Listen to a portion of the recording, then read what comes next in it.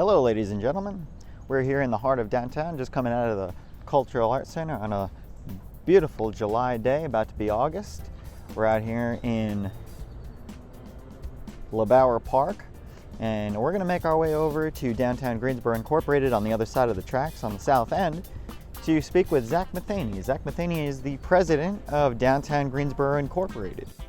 I miss seeing people walking on the sidewalks, going from their work to lunch, or maybe an after-work drink, or to dinner. And so we look forward to getting everybody back. It's a nonprofit 501c3 serving all of downtown. Customers, service people, residents, everybody. I'm not sure if I left anybody out there, but let's head over, talk with Zack Matheny. Got my mask on me, but I am social distance. There's nobody around me. There's nobody out right now, but there's been a lot of adaptations and things like that. Social distancing included, masks included. There's been a lot of rules in place, shutting our surrounding area down as far as business is concerned. So let's go ahead and have a conversation with Zack Matheny. Well, hello everyone.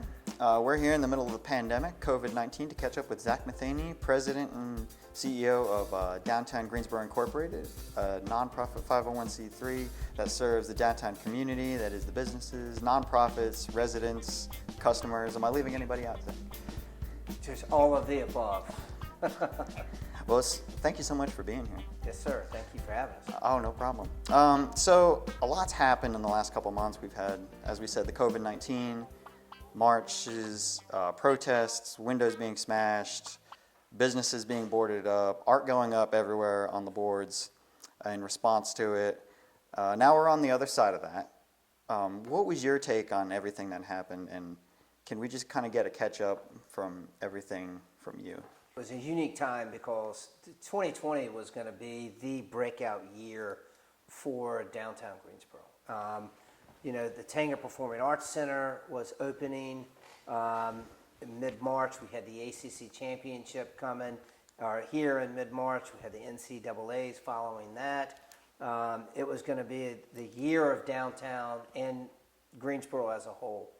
And then mid-March, that all stopped. The 20,000 people that we have working downtown were at home. The shops that are downtown had nobody shopping. The restaurants couldn't open. And so it's phenomenal to think that we were at such the top of our game to be just the rug swept out from underneath us. Fast forward, when we're starting to get a little bit more open and we're starting to understand a little bit the civil unrest and peaceful protests that happened at the end of May, and then subsequently some of the vandalism that occurred at May 30th and 31st that piggybacked the peaceful protest was something that was a tough hit, especially for our retailers. We're very supportive, and you've seen some of the three murals that have gone up: the One Love, the Black Lives Matter, the Speak Out Loud on Lindsay Street. It was a process that we were trying to get the retailers back open, and then 100 properties were damaged. And so, working through that, now we're continuing to work through it, and we've got some great things planned in August that hopefully will further get us back. But it's been one bumpy, unique time in downtown Greensboro. Right, to some of the August stuff in a little bit here, but I can remember when I got here in 2012 and in years before that, downtown was nothing compared to what it is now. Mm-hmm. It was Natty Green's was probably the big, Natty Green's and the Children's Museum were probably the two big draws to downtown. Natty Green's, McCool's, just a handful. The View has been here 15 years. Children's Museum for sure. But yeah, I mean, it was desolate compared to what it is today. And to see it, I mentioned earlier to somebody today, I miss seeing people walking on the sidewalks, going from their work to lunch or maybe an after work drink or to dinner. And so we look forward to getting everybody back downtown, I can tell you.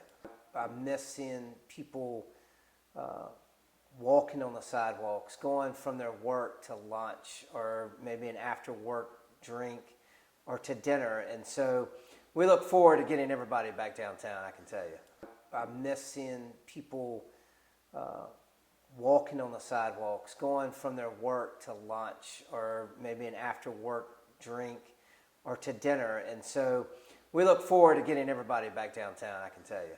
I miss seeing people walking on the sidewalks, going from their work to lunch or maybe an after work drink or to dinner. And so we look forward to getting everybody back downtown, I can tell you. Yeah, working downtown is a different thing. It's actually kind of cool when you get to, when your friends want to hang out and you're right here. Right. I kind of get, me and you, we probably get spoiled by that a little bit. A little bit. But anyway, that's okay. That's not bad at all, right? We're going to go right into the Dji Revitalization Grant, which is a program to help small businesses, grants available to help them downtown impacted by both COVID-19 as well as the vandalism. That's what we talked about a second ago, and the looting that took place in May. Grants of up to $1,500 will be awarded to new business plan incentives, inventory growth, marketing, rent assistance, job retention, and other related business expenses. So the first round was in June. I believe we just had a second round, right? Can you tell me about how all that panned out? So, we're sitting there as a team in May thinking, this is pre-marches and civil unrest, but the COVID, and looking at our restaurants and our retailers, and, people in downtown Greensboro often ask, what can we do for empty storefronts and to fill the storefronts or our businesses? And let's face it, retail pre-COVID is difficult. I mean, the big box stores, the ability to order something online and have it delivered to your house the next day has become too easy. And so what we wanted to do was just put together a program that would do something to help our retailers and our restaurants. And so the Retail Revitalization Grant program, Downtown Greensboro Incorporated, kickstarted it with $30,000. We talked to some partners at the Guilford Merchants Association. They came in with $24,000. The United Way came in. We had anonymous donors come in as well as a GoFundMe. And we were able to raise over $110,000. And so we were able to, in the first wave, hand out over 22 checks of $1,500 and basically just say, thank you for doing business downtown. Here's some grant money to help you, not a loan, it's a grant. Use it however you see fit for your business to survive in this world. Now, granted, when we decided that, we made the decision, May 30th and 31st happened, where some vandalism occurred. And so then it was, let's go back to the drawing board and see if we can find other funds in which to help the property owners and businesses pay for the damage that occurred. Because there's a huge difference between peaceful protest and physical damage to property. And so we respect the peaceful protest. We want, if that continues, downtown is a place for people to congregate together. The vandalism is not something that is necessary. And the folks that peaceful protest know that. That wasn't them. Right. It seemed to me, and I'm just going to kind of put this, what it seemed is that from one of the Facebook Live videos that I had seen, it seemed there were a whole lot of peaceful going on, and there was just like a very small, like maybe, from what I saw, it was maybe 6-7 people going around just doing that kind of destruction. It was a very small group compared to the huge numbers that we saw of peaceful protesters. I call them, opportunistic folks that were looking for trouble. And you can hear in some of the Facebook Live videos that the peaceful protesters are like, no, that's not why we're here. Because it muddies the message. And there's an important message that we all need to listen to. And I can tell you, Downtown Greensboro Incorporated, we're listening to the Black Lives Matter and All Lives Matter, but to understand and how to get past what has happened, some say 400 years. And so, we're working through that, but also in today's world, we've got to open up these businesses. We've got to allow these businesses, because the thing about Downtown Greensboro, and I've often said this, we're not big box chains. We are your neighbors, your friends. We're individuals doing the best they can to survive in this world. And so we've got to help them and support them in the best way we can. The Retail Revitalization Grant Program, now we've handed out over 48 checks, and we've got a third round that will launch next week. And along with that as well, we're talking about feeding the front lines. That was another initiative that we DGI had put forward. The feeding the front lines was something that when you're watching, you can't go anywhere without seeing the women and men in the hospitals taking care of the COVID patients, starving, working 24-hour days and all these things. And we were like, we've got to help them. And oh, by the way, we've got to help our restaurants. And so we created a Feeding the Front Lines campaign where we kickstarted it, had a GoFundMe, raised over $60,000, and we're able to feed 3,400 meals for the frontline workers at Cone Health Systems. And it did help the 20-some restaurants that provided the meals and the folks that do the service jobs to get tip money, to get some income. And so we look at it from a win-win-win perspective, where we're helping the community, helping the frontline workers, and helping over 20 businesses. Mm-hmm. And jumping off of that, so in preparation for this interview, I kind of went back and I observed, and I went up to the Bellmead parking deck, and I kind of took a look around, and I took a look at the Tanger Center, Charles Arias, that just went out, a couple months ago, it was probably about a year ago, it was just built. Yeah. The Hyatt place was just built, the Greenway Apartments, the ballpark, everything going around there. And it was just amazing to see all this, revitalization that was going on. Can we kind of talk about some of the planning? I see we have a map over here of some of the things. Can we kind of talk about some of the planning, some of the businesses, other ones maybe I missed, maybe I didn't observe, or things that are in the works that are going up as we speak? Oh, we've got, we're fortunate. We've had tremendous growth the last 5-6 years. With the Charles Harris building kicking us off, Carol Bellmead project, the apartments, more residential downtown helps. The Hyatt place had the best opening year in the Hyatt in one of their entire systems worldwide. You got Project Slugger, an office building right there that was one of the first mid-rise office buildings we've had in, Ryan, I don't know how long. We've got up to, if you go up, Joymongers and Machete and Sage Mule restaurants. I mean, small businesses, small but important quality of life venues where people can gather and eat. We've got the Westin Hotel kicking off, 2 public parking decks, hundreds of millions of dollars worth of growth. Topped off by the Tanger Performing Arts Center that was set to open mid-March. The food was ready, the ribbon was ready, the shows were ready. It was going to bring 300,000 people down here. So all of that, most of it got done. Some things are paused for a moment, but we still have a brew house coming in. We have a bowling alley, Bourbon Bowl, across the street from our current office.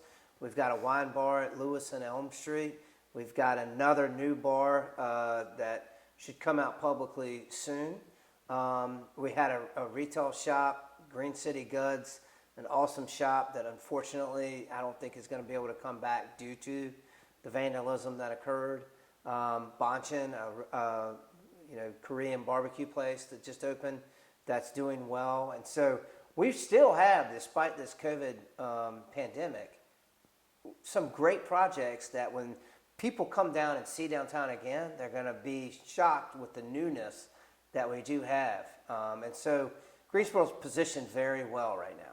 We just need to get through this COVID-19. Right, and I mean the Tanger Center, like you said, it was about to be up and running, and now it's pushed back. What I think I've heard from one of the ticket holders, about a year they're trying to push back. That's the thing. I mean, we're looking at, we do social festival and events, which we talk about.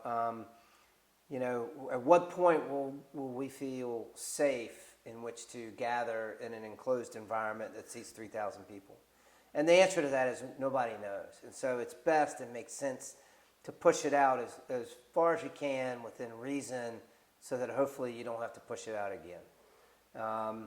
And I think that's what the folks at the Tanger Center are doing. So it's another step. Wait and see, huh? Mm-hmm. This jumps us right into our Greensboro 2030 strategic plan. Right. So you have a whole bunch of plans right here going on. Residential development, Greenway is going to be a part of this. Creativity, easy access for everybody, and arts for everyone.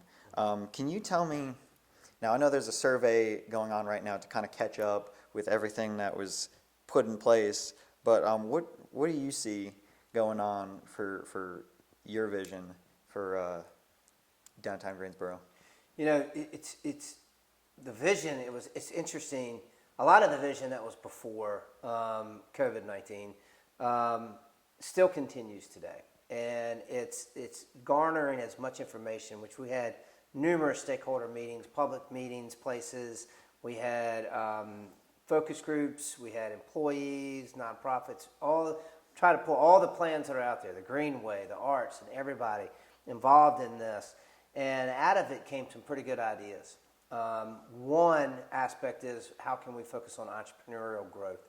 We're going to take that a step further, and we've got a program that we're working with North Carolina A&T that we're going to try to pull off for entrepreneurialism, and then specifically Black entrepreneurialism programs.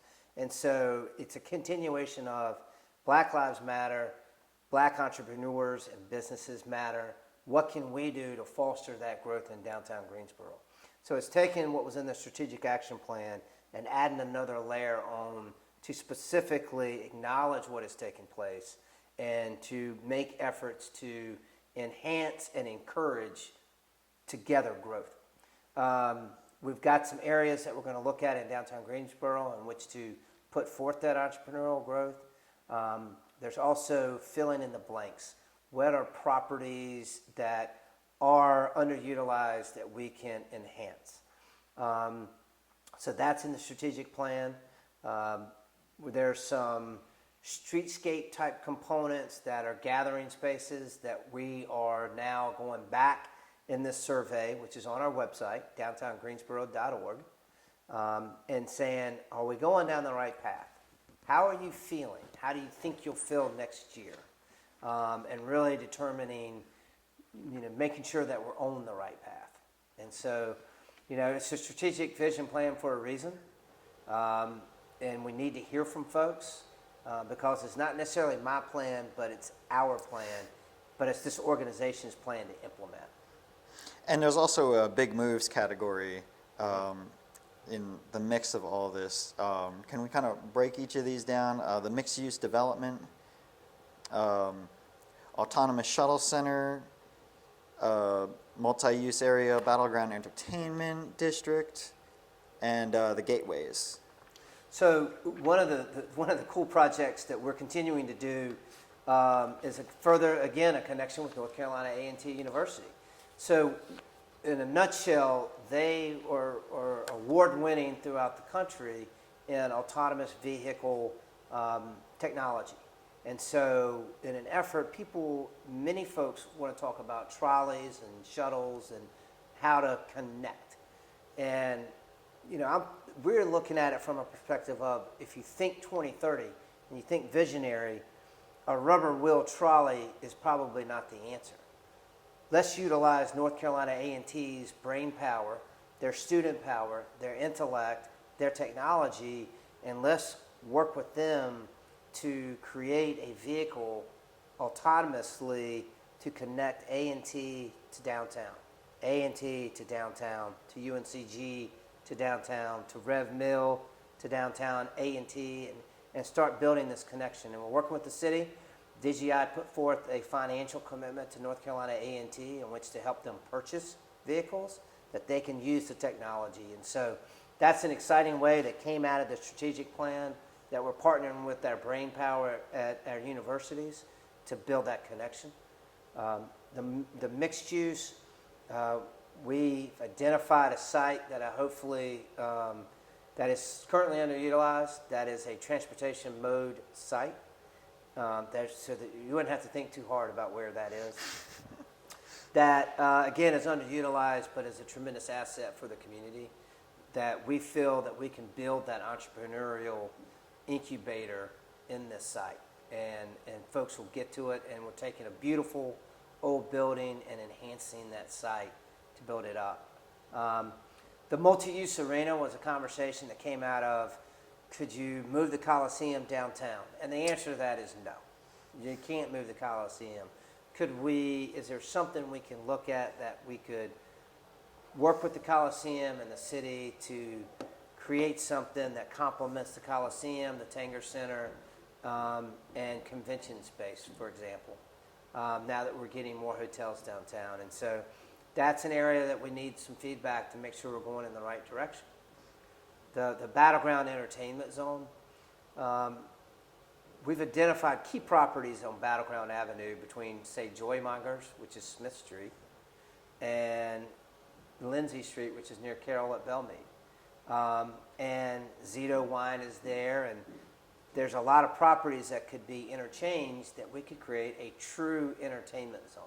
And that's where the Hyatt is right in there. Near it, right. Where you've got a section that, people talk about entertainment zones. That's an area that we have identified that could be the highest and best potential because of the growth that Joymongers, Machete, and that area has done. And so, Deep Roots is right there. I think that, that's something community wants to see. We need more live music. We need more energy here. We're not going to be Austin, but we can be close to it. We can be Greensboro or Nashville. And live music brings people together. And one day, we're going to be back together. And more than that, you have a lot of local talent here, too. We've got tremendous local talent here. Our music, our arts, folks, we're working with Arts Greensboro. Andy Zimmerman has a music factory, basically, that he's putting together. But the talent here is phenomenal. And I think the more we can bring those to light, the better overall the community will be in that culture that it's organic. It's here. We just got to give them a place to go. Going back to this pandemic thing, unfortunately, we have to talk about this. This thing may last another 2 months. It may last another year. I heard there were some plans. Is there a plan going forward to kind of curb this, the hurt and just, people are afraid to go out. I think some businesses are hurting right now. Is there a plan going forward for downtown?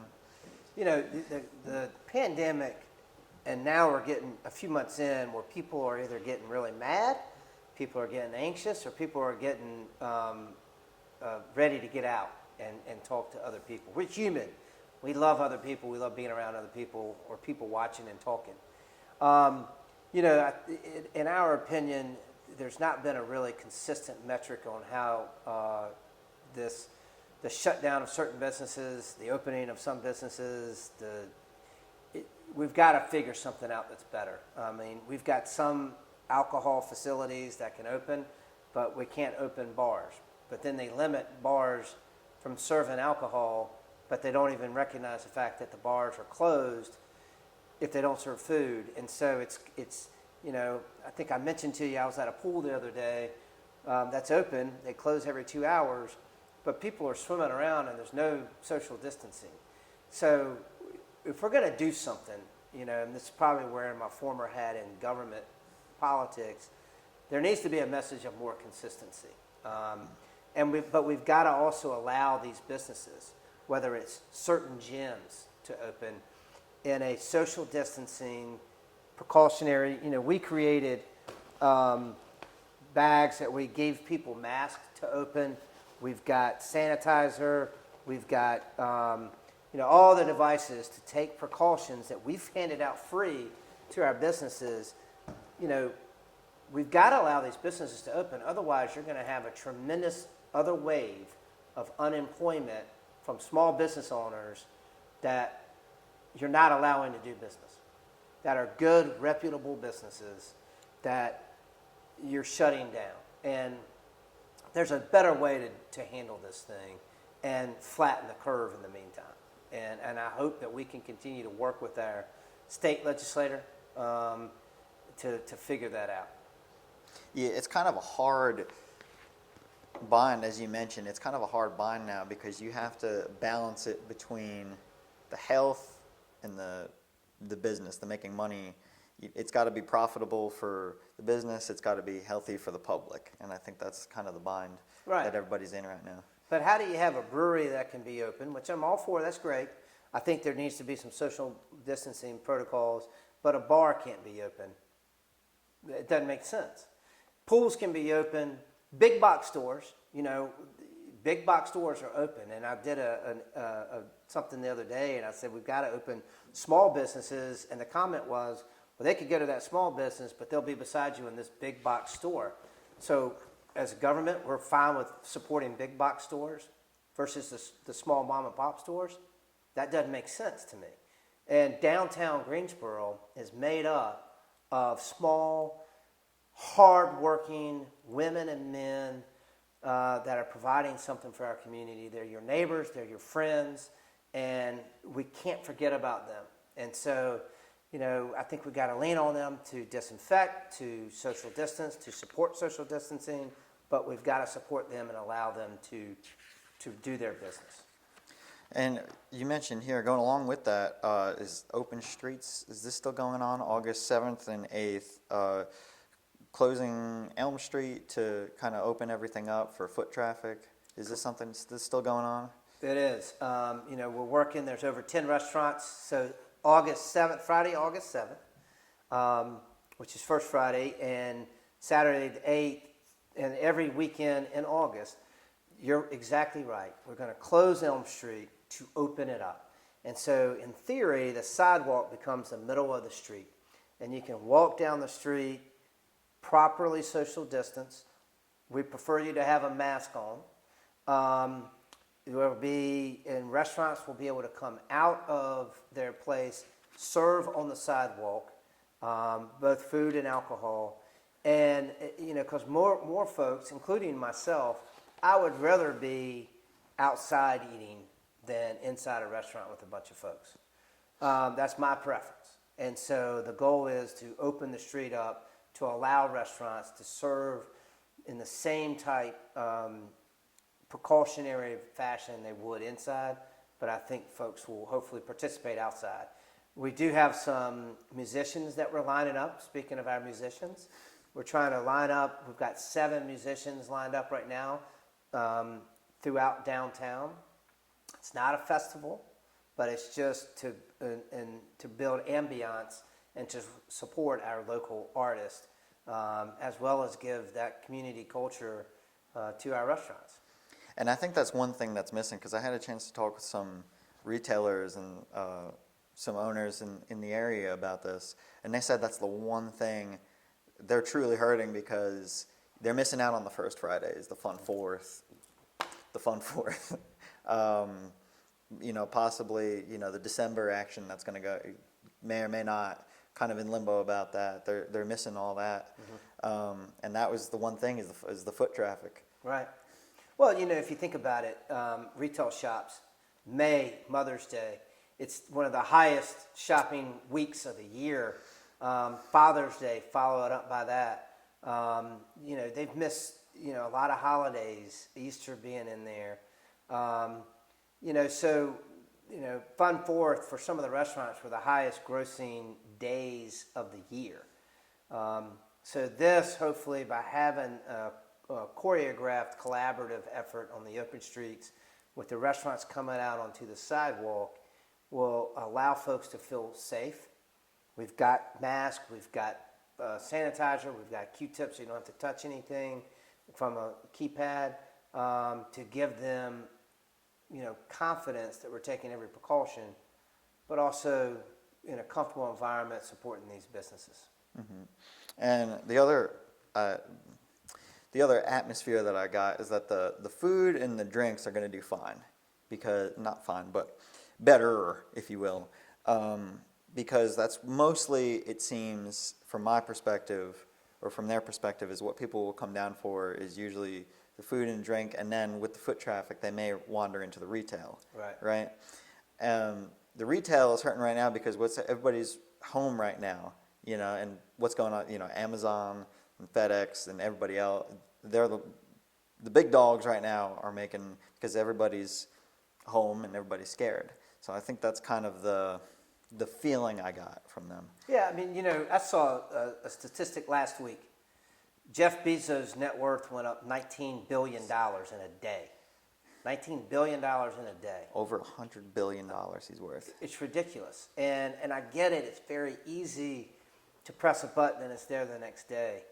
And I'd be lying if I said I haven't done it. Let's face it. These women and men that own these retail shops, my goal or our goal would be, you come down, maybe you shop, but if you just have it on top of mind that maybe you don't buy something that day, but maybe you come back the next day or the next day or the next day and support these shops.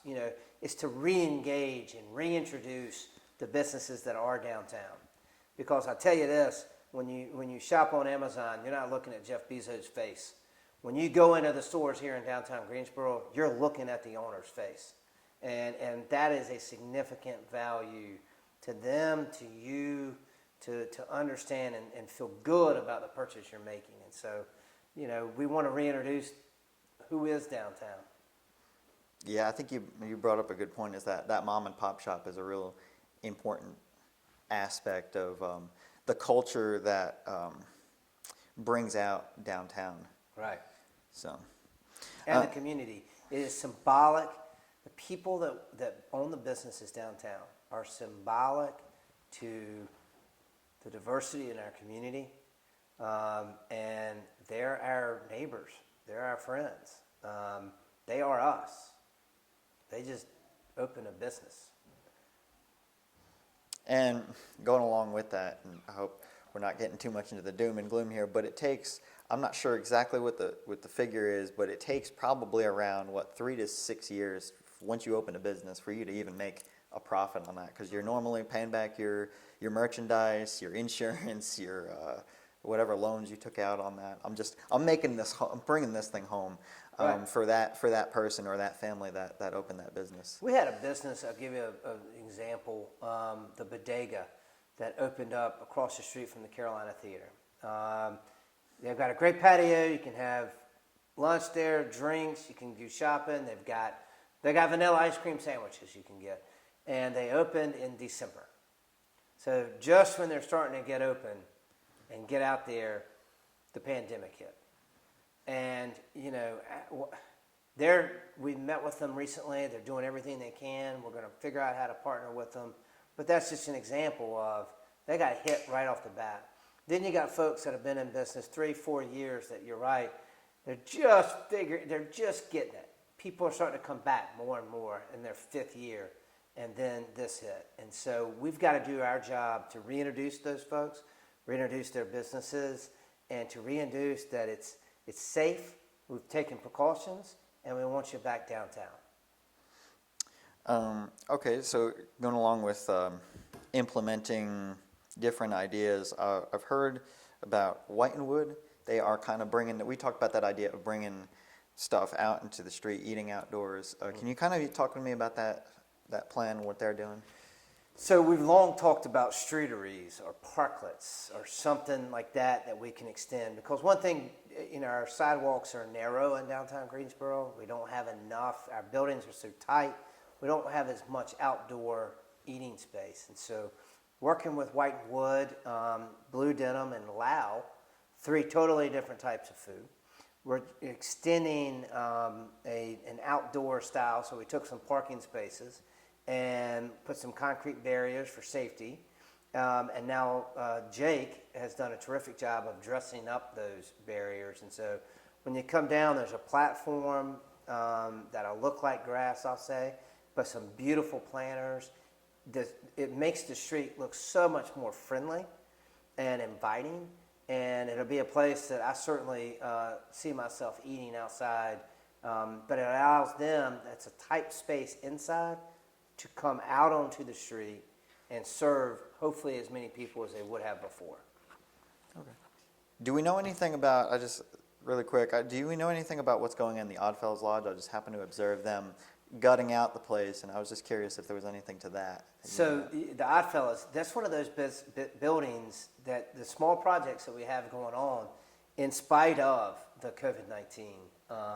And a good friend of mine bought that building, and we don't necessarily have a finalized tenant in the space as of today, but they are putting forth the investment to open up the building. Having walked through it, it's a nicer building than one would have thought because you couldn't see in.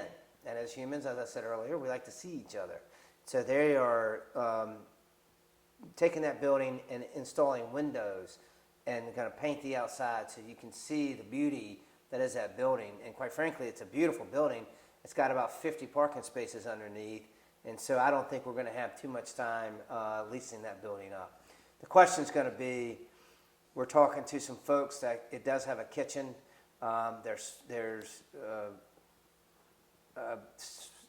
There's office space, of course, but there's also what I'll call interactive space that could be used there, similar to Boxcar, the bowling alley, and some other things that could be fun. Tell me about also the summer passport. This is going to be an online, on your phone kind of deal. Tell me a little bit more about that. So the passport was generated the first year, and the first 2 years we did this, we had a book. That's a passport book. Mm-hmm. And Lincoln Financial is our partner on the passport. You know, they have thousands of employees downtown, and so it worked well for both of us. But the goal was to take that passport, which I download the app, and facilitate you through downtown, where we give awards for how many museums you might see, which we have more than 2 or 3, for how many restaurants you might visit, or how many retail shops you might go. And the goal is that's a great way, if you want to learn more about downtown Greensboro and don't know how, download the Downtown Passport and just scroll through it, and you might find something that you didn't know existed, or there's also discounts associated with the passport that you can go to a restaurant and maybe get a percentage off or free appetizer or whatnot. And so it's just a great way to reintroduce downtown Greensboro. Okay. Now I saw something about a streetscape project as well. Oh, yeah. Can we talk about that? In 2016, the citizens voted on a $25 million downtown streetscape program.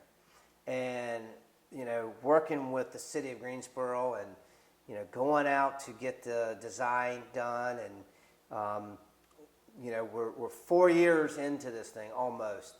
And the spring of next year is going to be an exciting year. The current streets that are in the streetscape program, part of Belmead has been done along the Carroll Belmead side. Summit Avenue is under construction right now to extend it from the Dunleith neighborhood into LeBauer Park. So on the east side of the Tanger Center, the Belmead around the ballpark will be done, started next year. Green Street is going 2 ways. Construction will start spring of 2021. Davie Street is going to begin probably 2021.